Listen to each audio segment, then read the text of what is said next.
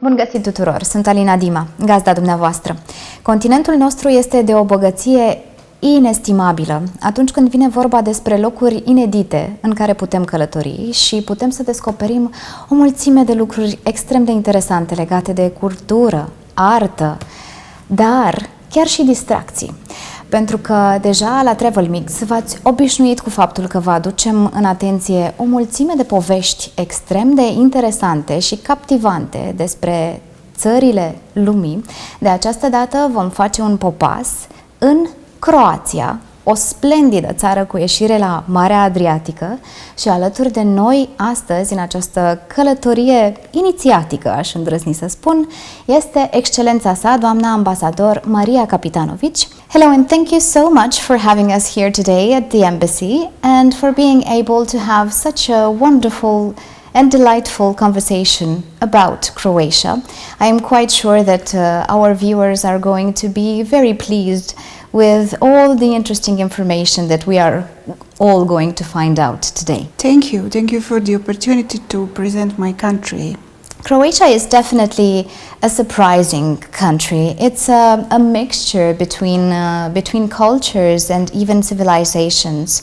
So to begin with, I think that the first natural question to ask would be for you to kindly give us a short overview of the history of Croatia and the major events that led to Croatia of the present.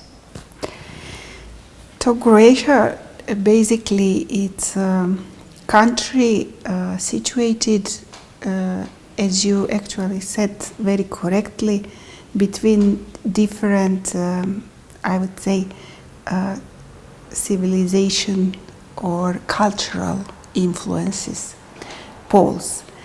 On one side, it's coast Croatia, seaside, which is predominantly Mediterranean Croatia. Then we have the continental one. The continental one is pretty Central European part. And then we have also parts bordering with our neighbors on the eastern bank. And this part is attached also to the Balkan culture. So as you can see, a small country, but due to this very specific shape of the country, we are subject to different influences.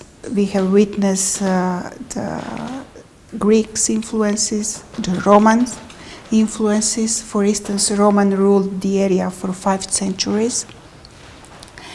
And Emperor Diocletian from Roman times is the one that has had a palace in today's Split, for instance. One of the periods that definitely shaped Croatia in terms of history, but also culture, arts, it's for sure the Renaissance period. This is the period in which the Dubrovnik Republic was in its, I would say, flourishing time. Dubrovnik, it's the city that used to be for centuries a republic and used to have very vibrant commercial relations with Venetian Republic and also with the Ottomans. And why I'm stressing specifically the Renaissance time, because in that period they were basically laid down foundations for many things that further develop in science, in literature. For instance, the first novel were written in that time, or the painters. So that's why this period was very much prophylactic and very important for the further development of Croatia in terms of history and its culture. Nowadays, Croatia is gained the independence from previous state, from Yugoslavia, in the 90s, in the early 90s. And we celebrated the National Day very recently on the 30th of May. So it was not so far away. And this is the date when first multi-party modern Croatian parliament was constituted. And gaining the independence from the previous state, there were quite, I would say, difficult steps at that time, basically because there was a conflict, and we had to cope also with this. And only in, I would say, 2000, the things were in a way resumed, and we started to work on, let's say, development of our international goals. We were working even before, but from 2000 there were the premises and to start to work on European integration path, on how to join the NATO. Those were our main goals at that time. And we managed to fulfill both of these goals. Psychologically, physically, and even spiritually, the travel experience would definitely enrich each individual. And I think that this would definitely be one of the most pleasant and most beautiful experiences that anyone could live. And Croatia is part of this beautiful circle because it has so many beautiful things to offer and to show. And this is what I would love to talk about right now. Even if it were to mention the medieval cities on the Adriatic coastline, which are absolutely mesmerizing, or the national parks that are so rich in flora and fauna, or even the small islands on the Adriatic Sea. Could you tell me a few things about the top tourist sites in Croatia? Yes, actually the top tourist sites are few. It's not easy to, let's say, to mention all of them, but I will try to, let's say, give you just some of the highlights, which doesn't mean that the others, which I will not mention right now, are not worthy also to be seen very much. As I said, also, it's small but geographically very diverse area. And as a first thing I would maybe mention, you mentioned national parks. We have quite a few national parks. One of these is Plitvice Lakes National Park. It's one of the worldwide known, I would say. It's not only Europe, but we have a lot of also tourists from other parts of the world. And it's basically it encompasses the waterfalls, beautiful waterfalls, small lakes of the blue emerald colors, and the forest with many, I would say, rare animal species. You can see, like, I don't know, eagles, falcons, even bears. It's not actually that nowadays you can see them, but they are there. But there are so many tourists visiting the Plitvice Lakes. Then, for sure, when we talk about the parks, national parks, I would mention Contacte National Parks. It's basically the area of a number of small islands. It's like 30 kilometers long and 13 kilometers wide. It's the Contacte area. And it's very well known for those who like sailing, because you can do sailing around these islands with crystal clear waters. It's not inhabited. You can find only small cottages, which once upon a time were used for those, let's say, for the purposes of taking care of the animals and so on. Now these days, these small cottages actually have been transformed into small restaurants with a variety of gastronomic offer. So you can eat there, of course, fish. Then, when it comes to cultural historical sites, of course, Split. It's the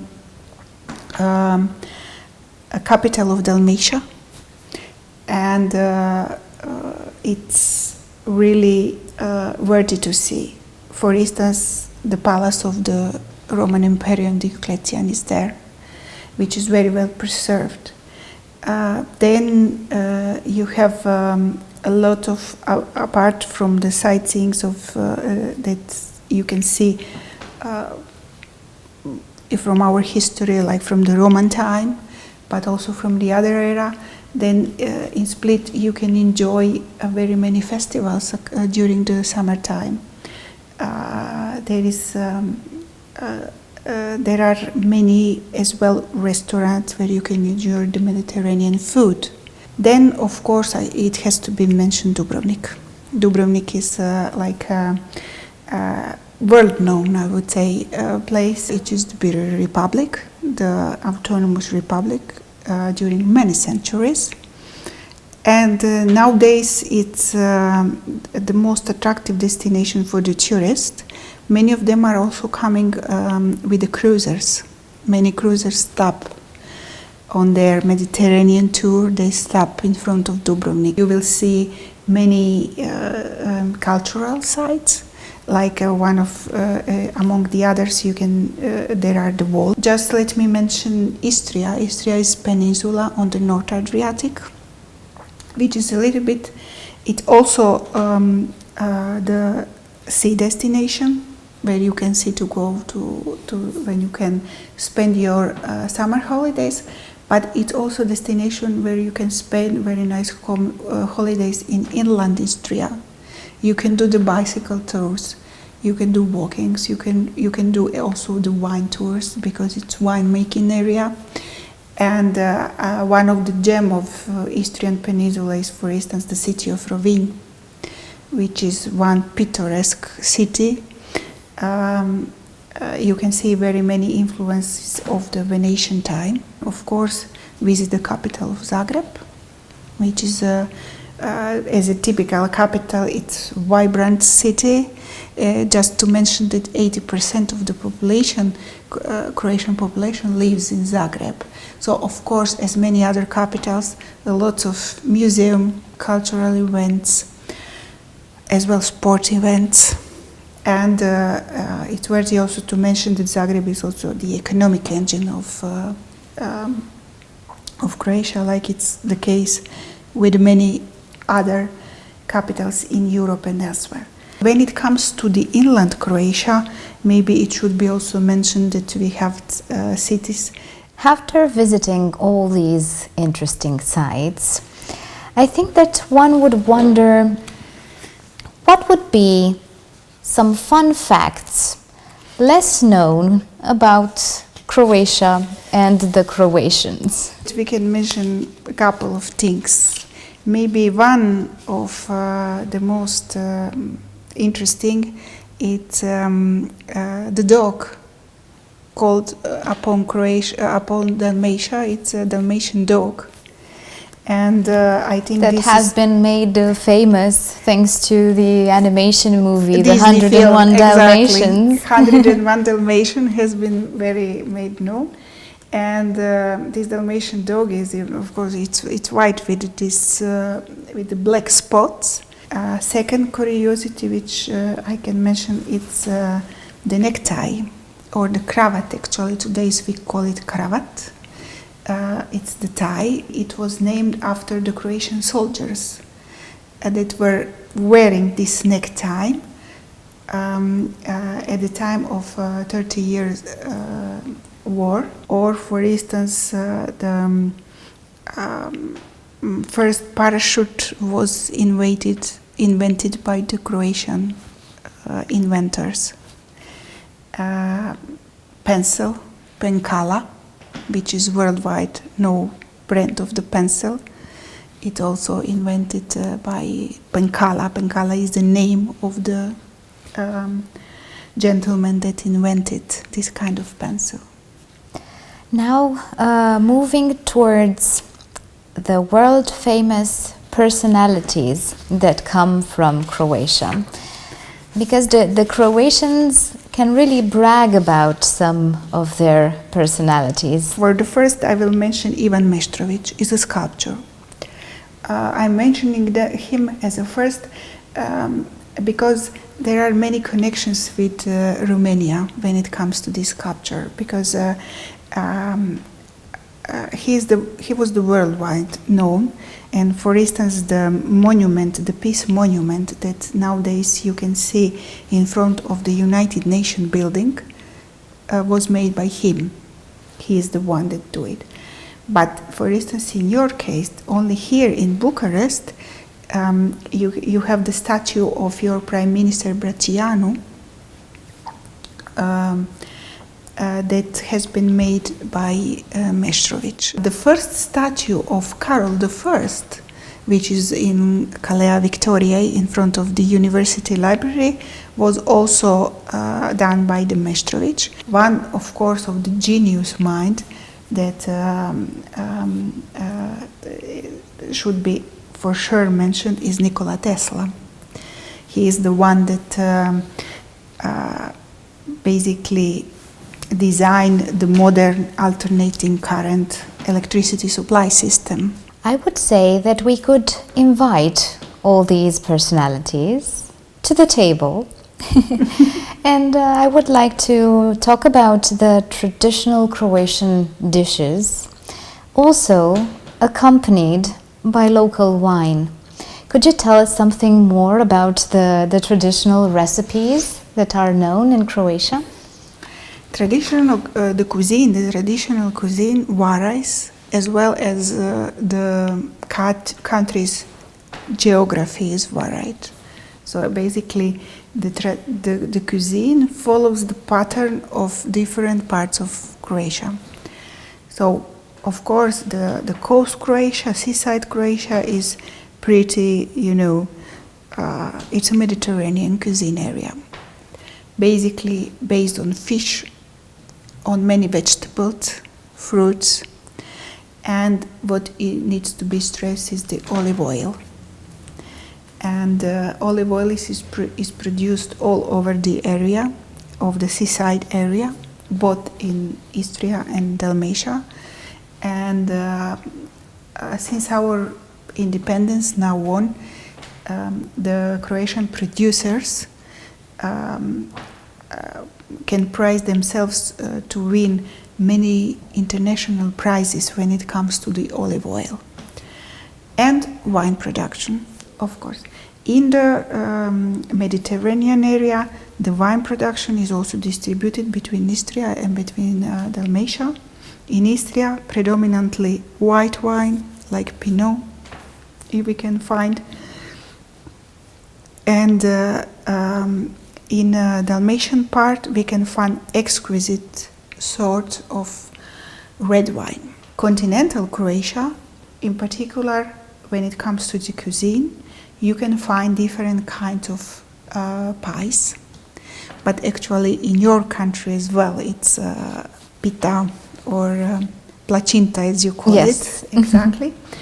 And you can find different made of pastries and of cheese. It can be salted or it can be sweet. And then dishes based on meat, different kinds of meat. Already mentioned earlier a few things regarding Croatians and Romanians and the relations between us historically and traditionally. Do you find similarities between our two people? And I would also love to ask you, what is it that you like most about Romania and the Romanians? Yes, of course there are similarities. We also belong to, as I said before, Croatia has this Central European part of Croatia, and you have as well very, very many characteristics of this Central European area. And here I found many similarities. Also, I find also similarities in the cuisine, as I mentioned before. This all kinds of pastries and sweets. I have to say that Romania is a champion of preserving the folk tradition, because I noticed that there are many, let's say, also TV shows with the folk music and let's say, cultural organization wearing these folk traditional dresses, and very much taking care of it. But nevertheless, this is also where I found the similarities, that we are very much concentrated and focused on preserving our traditions. The new coronavirus has definitely spoiled everyone's plans, at least for the first half of 2020. But we are all looking forward for the summer season and also for the second half of the year, that most probably, and of course we are all going to cross our fingers, it's going to get better. So my question regarding this specific topic would be, which are the measures that Croatia is taking in order to relaunch the tourist season, and also when will it be able to accommodate Romanian tourists also? Yes, Croatia is taking a set of measures in order to prepare the touristic sector for, let's say, the new situation. Because the distancing standards have to be observed, the hygiene standards has to be observed, which doesn't mean that they didn't have been observed before, but now we need to put even more cautiousness in let's say, when it comes to the facilities. In this sense, the public health institutions are providing the hotels and the touristic accommodation systems with necessary, let's say, public health measures. Croatia is gradually opening to the countries. The first tourists that arrived in Croatia are mainly those who are coming from the neighboring countries, which is normal. And because it allows them to come by car, which in these circumstances is the most, let's say, safest way to come to the country. Mrs. Ambassador, thank you so much again for having accepted our invitation and proposal to discuss about Croatia. And I believe that Croatia is definitely a very good idea anytime. Thank you very much, and thank you very much for inviting me. And I hope that after this very pleasant talk, we will have, let's say, Romanian tourists in Croatia. As well, we as the embassy will work also to attract the Croatian tourists to come to see Romania. Dragii mei, iată cât de multe splendori are de oferit Croația, cât de multe informații interesante am aflat astăzi, însă sunt absolut convinsă că oricând ne dorim să trăim realmente experiența descoperirii unei țări noi, trebuie să o facem la persoana întâi. Așadar, nu mă credeți neapărat pe cuvânt, ci gândiți-vă să vă pregătiți vacanța din această vară, de ce nu, în Croația. Până la următoarea noastră întâlnire însă, nu uitați să vă transformați viața într-o poveste frumoasă.